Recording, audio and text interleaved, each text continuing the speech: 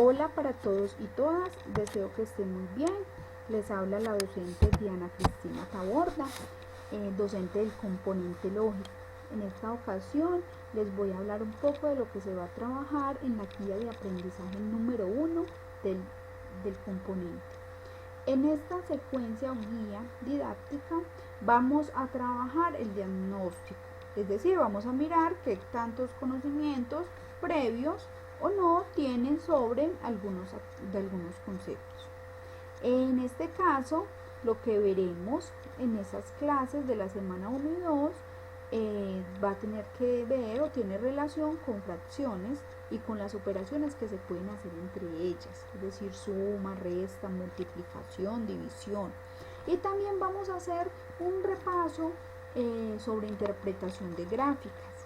La idea es entonces que en este periodo 3 que vamos a iniciar estemos muy dispuestos y dispuestas a trabajar de la mejor manera esas secuencias, a realizar nuevamente esos ejemplos, a repasar mucho y entregar oportunamente las actividades cuando se nos pida, para que esto no afecte nuestra evaluación final, ¿cierto? Es un proceso.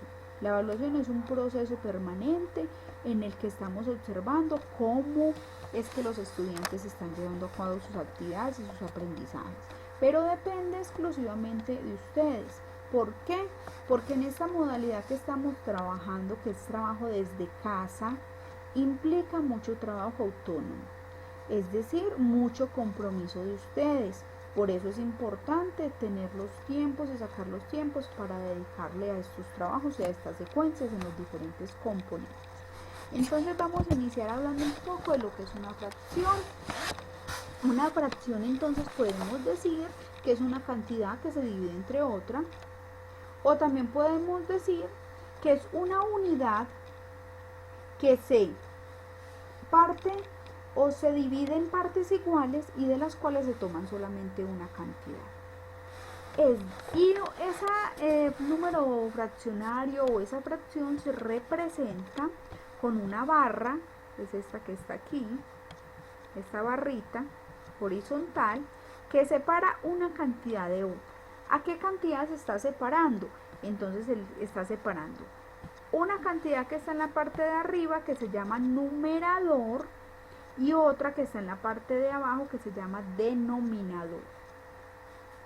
El denominador entonces puede indicar las partes en las que se ha dividido esa unidad. Una unidad se dividió en 4 partes y se toman 3.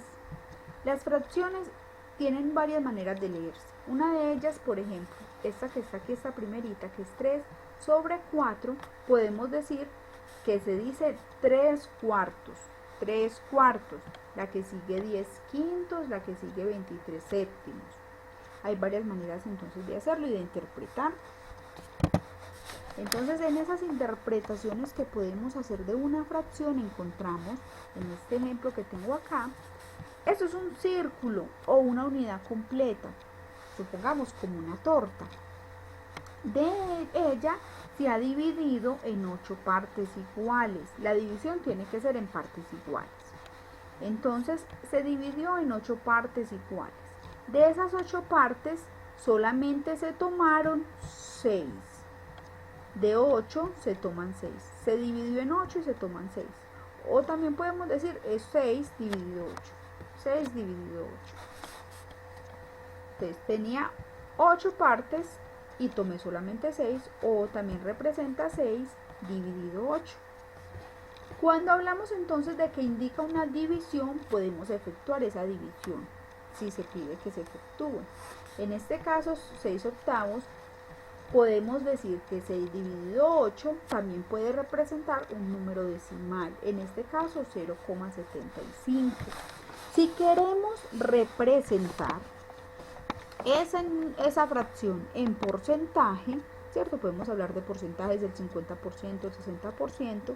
Si lo queremos en porcentaje, basta con multiplicar el resultado que me dio de la fracción, el resultado que me dio de la división, el resultado que me dio al dividir 8, 6 dividido 8, ese resultado, que es un número decimal, lo multiplicamos por 100. cuando lo queremos representar en forma de porcentaje. Entonces 0,75 por 100 nos da como resultado el 75%. Entonces recordemos que hay varias formas de representar y de interpretar una fracción. Entre fracciones podemos hacer varias operaciones.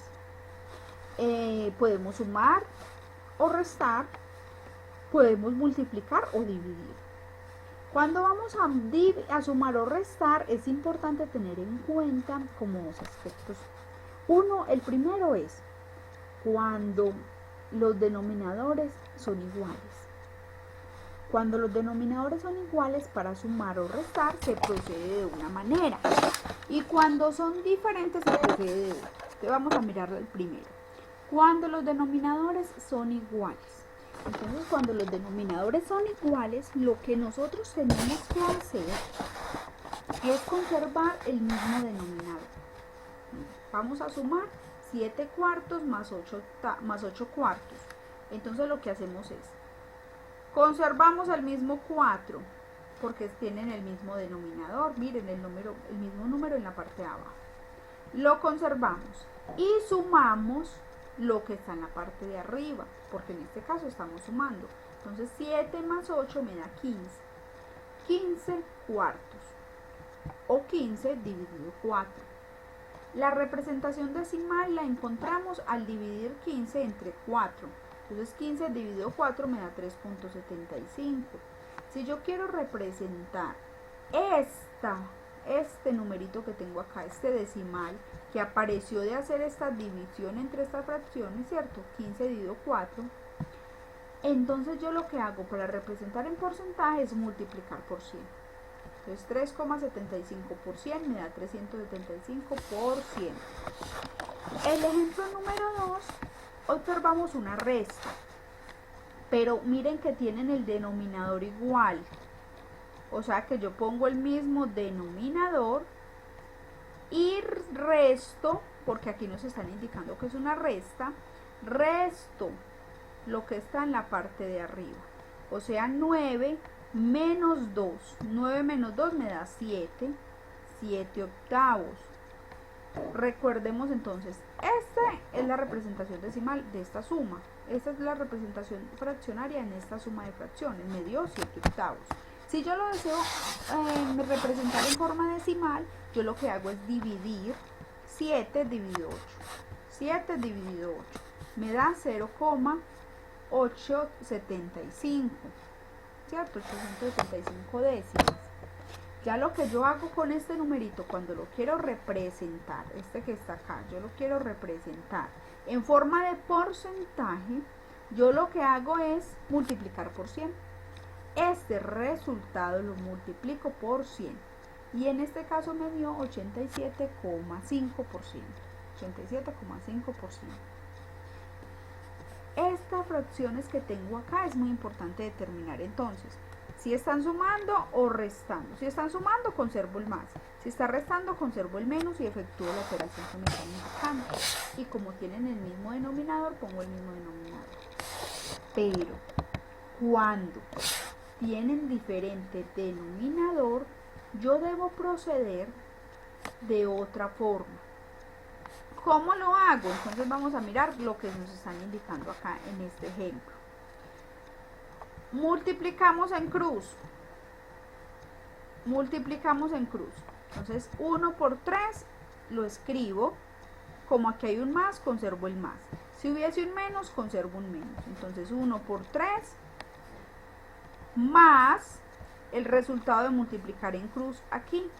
1 por 4. 1 por 4. Y lo pongo. El nuevo denominador será la multiplicación de los denominadores. En este caso 4 por 3. 4 por 3. Teníamos arriba entonces 1 por 3. De multiplicar este en cruz. 1 por 3. 3. Más. Multiplicamos aquí en cruz. 1 por 4. 4. Y la multiplicación de acá abajo en los denominadores nos dio 4 por 3, 12. Hago la suma, 3 más 4 que me da 7, sobre el resultado que me dio acá esta multiplicación, que me dio 4 por 3, 12. Entonces el resultado de esta suma será entonces 7 doceavos o 7 sobre 12. Recordemos que podemos efectuar la división si es necesario y si no, simplemente se deja indicada, se deja así, 7 sobre 12. Vamos a hacerlo de nuevo. Multiplicamos en cruz, 1 por 3, 3, dale una acá, 1 por 4, 4, 4 por 3, 12, hago la suma que está arriba porque estábamos sumando. Si hay una resta, si estamos restando, entonces pongo resta. Entonces sumo, me da 7, conservo este denominador que encontré, entonces 7 sobre 12. Es muy importante tener muy en cuenta cuando son con igual denominador y cuando son diferentes, porque se efectúan de otras formas. No es la misma cuando tienen igual denominador o cuando tienen diferente. Cuando vamos a multiplicar fracciones es muy fácil. Es muy fácil. Es simplemente multiplicar numerador por numerador, denominador por denominador. Entonces en este caso tenemos 4 por 8, 32. 3 por 7, 21. Numerador de la parte numerador por numerador, denominador por denominador. El segundo ejemplo, entonces, numerador 11, numerador 1, los multiplico, me da 11. Denominador 6, denominador de la segunda fracción 2, 6 por 2, 2. Este será el resultado de la multiplicación. Si notan, la multiplicación es relativamente sencilla. Cuando vamos a dividir también es sencillo hacerlo, pero es muy importante tener en cuenta cómo es que se hace. Entonces, yo tengo varias formas de hacer esa división entre fracciones. La primera es invertir la segunda fracción. Invertir la segunda fracción. ¿Qué significa invertir? Es decir, que el número que está arriba lo pongo en la parte de abajo y el que está abajo lo pongo arriba. Es decir, el denominador pasa a ser numerador y el numerador pasa a ser denominador. Luego lo que hacemos es multiplicar.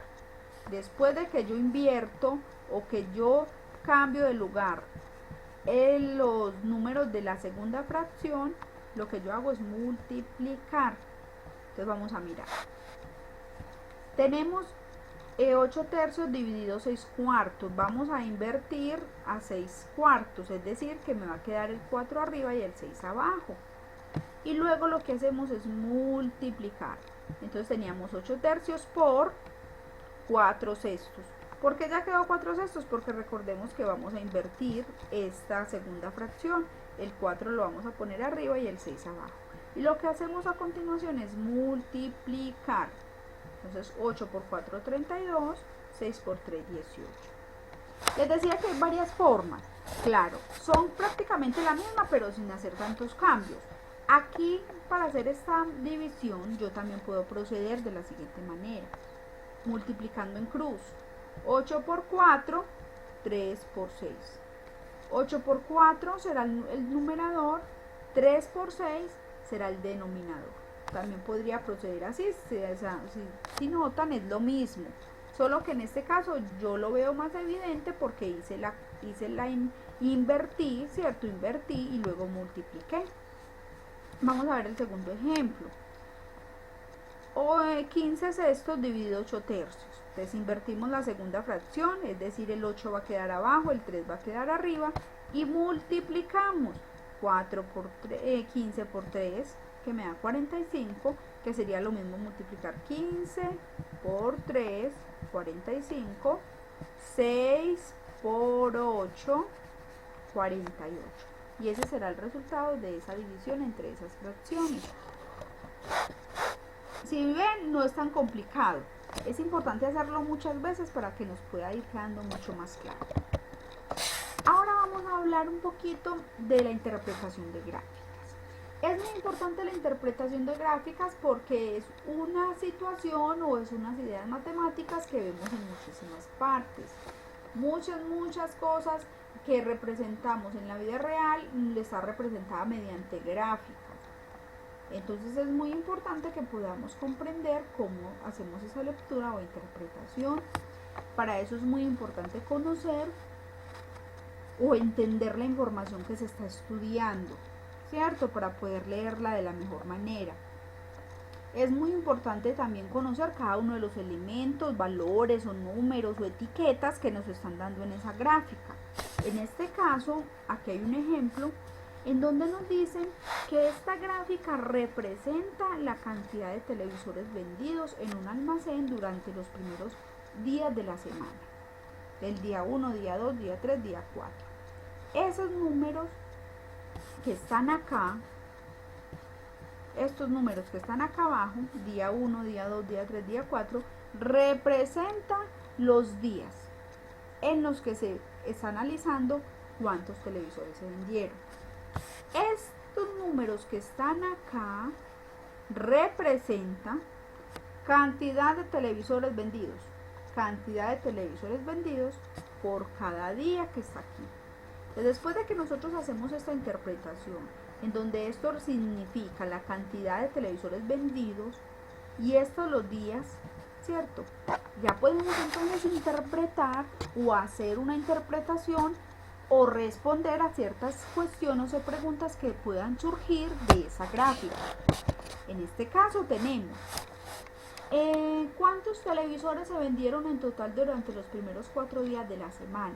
Recordemos entonces que estamos analizando los 4 primeros días.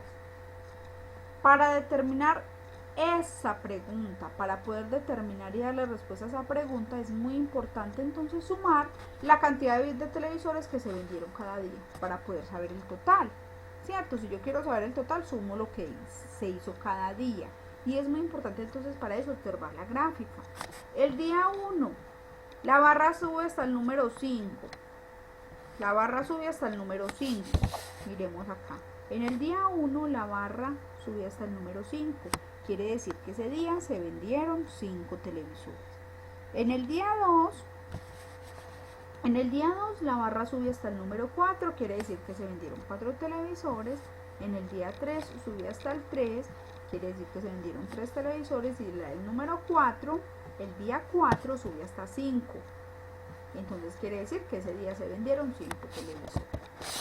Esos números que yo les mencionaba antes, entonces que el día 1 subió hasta el 5, se vendieron 5, en el día 2 se vendieron 4, día 3 se vendieron 3, día 4 se vendieron 5, esos números yo los voy a sumar para poder determinar el total de televisores que se vendieron durante los 4 primeros días de la semana.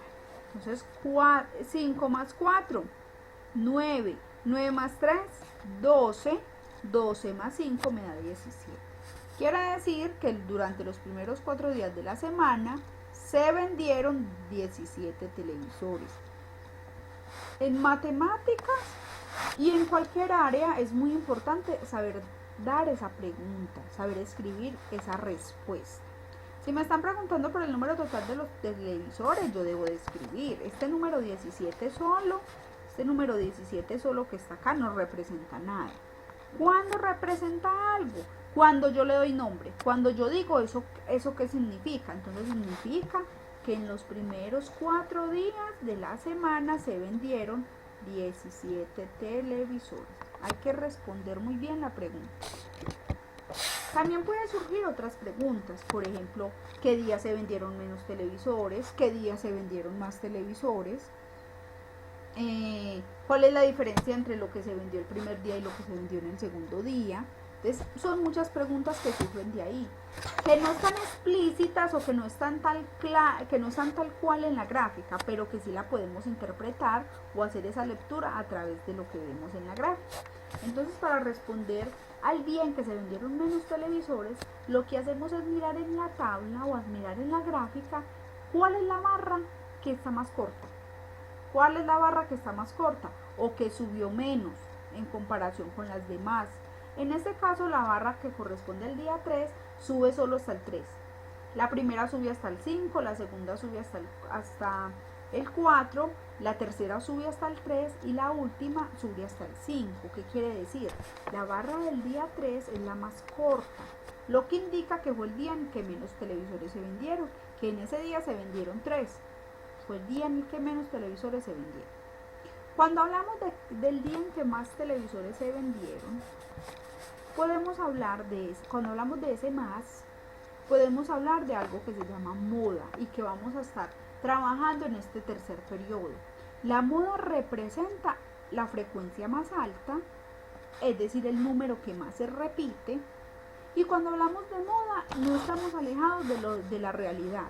Cuando hablamos de moda en unos zapatos, cuando hablamos de moda en un peinado, cuando hablamos de moda en una tintura para el cabello, hablamos de que eso está sucediendo muchas veces, de que se está presentando mucho. Hablamos de que está de moda X tenis. Cierto, estamos hablando de que los tenis, no sé, Converse. Los tenis Converse blancos están de moda. ¿Qué significa estar de moda? Que la gran mayoría de las personas lo están usando. Si hablamos de que el celular iPhone 7 o iPhone 10 está muy de moda, significa que la gran mayoría lo está usando, que la gran mayoría lo tiene. Entonces a eso nos referimos cuando hablamos de moda, a lo que está sucediendo con mayor frecuencia. En este caso entonces, el día en que más televisores se vendieron, o sea, la moda fue el día en que más televisores se vendieron. Entonces, hablamos entonces de que tenemos dos, porque en el día 1 y en el día 4 ambas barras suben hasta el número 5. O sea que son los días en que más televisores se vendieron. En el día 1 y en el día 4, porque ambas barras suben hasta el 5. ¿Puede ocurrir eso? Claro que sí. Puede ocurrir que hayan dos modas. Se le dice bimodal. Puede ocurrir que 2 días o según la información, puede ocurrir que 2 tengan la mayor frecuencia, es decir, que se repita más veces. O puede pasar que solamente sea uno de los días en que se vendieron más cosas o en que más frecuencia tiene esa situación que estamos analizando. Es muy importante la interpretación de gráficas, como les decía antes. Y para eso es muy importante también que ustedes puedan hacer una buena lectura y entender muy bien la información que se nos está presentando. Esa será entonces la prueba, será como todo lo que va a contener esa prueba de diagnóstico que está en la secuencia y que ustedes deben de responder. Es de selección múltiple, ¿cierto? Es de selección múltiple, pero es importante también que podamos hacer ese proceso. Puede que mi docente o no me pida el proceso por el cual yo encontré la respuesta, ¿cierto? Puede que me lo pida o no, pero sí es muy importante que como estudiante ustedes comprendan de dónde salen esos números. Pinocho me puede ayudar, tal vez, pero lo importante es que podamos demostrar, ¿cierto? Que sí sabemos hacer eso que nos están enseñando, porque nosotros trabajamos por competencias, ¿cierto? Trabajamos por competencias y ustedes son evaluados mediante las evidencias que puedan mostrar. Entonces, ¿qué es una evidencia? Ese resultado que ustedes hicieron con un procedimiento que se entiende de dónde salen los números, se entiende de dónde sale cada dato, y esa es una evidencia de que ustedes sí están comprendiendo la competencia, si ustedes sí la están alcanzando. Es muy importante esos procesos completos, un número que aparezca solito, un número que aparezca, pero que aparezca de un resultado, de un procedimiento que ustedes llevaron a cabo. Eso nos demuestra a nosotros como docentes que ustedes sí están comprendiendo. Recuerden entonces que estamos, los docentes estamos muy atentos a sus preguntas para poder orientarlos y que podamos entregar de la mejor manera estos trabajos. La idea es que los podamos enviar al correo, ¿cierto? Que los entreguemos es al correo. Si no lo saben manejar, sabemos también que en el proceso hemos estado trabajando la realización de correos, porque dentro de la dentro de nuestro componente está el componente de tecnología. Entonces por eso es muy importante entonces que podamos seguir trabajando sobre esa tecnología, y eso implica manejar herramientas tecnológicas como el correo. El correo es una herramienta, ¿cierto? Entonces vamos a hacer más uso de ese tipo de asuntos del correo, porque de esa manera no se pierden los trabajos, de esa manera siempre tengo mi trabajo ahí para mostrarle al profe que se lo envíe. Vamos a seguir entonces trabajando en este periodo sobre esos asuntos para que podamos entonces tener más claridad. ¡Feliz día!